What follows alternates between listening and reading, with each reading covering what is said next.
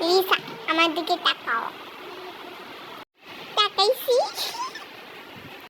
সুন্দরভাবে তোমাকে তাকানো শিখতে হবে। জেনি দেখো, এবার ঠিক হয়েছে। ও হ্যাঁ, এবার ঠিক আছে। গরম লাগতেছে। গরম লাগবে না কে? বাইরে যে রোদ্দুর উঠছে, ঠান্ডা পড়ে রোদ্দুর গরমের মধ্যে কি করতেছস? তা ম্যাডাম জি, আপনি কোথা থেকে আসলেন? আমি বাইরে থেকে আইছি আইসক্রিম খেয়ে। এত মজা আইসক্রিমটা। আমাকে তুই আইসক্রিম খেতে গেলি কেন? রোজে তুই অনেক ভালো করছিস, আমিও তোর লাগে পরে যাবো অনেক খাইতে। কি খাইতে যাবি তুই লিসা? রাগ করিস না। থাক হইছে, আর জমা দেওয়া লাগবে না। রোজি, এবারকার মতো মাফ করলাম কিন্তু। Thank you so much jenny.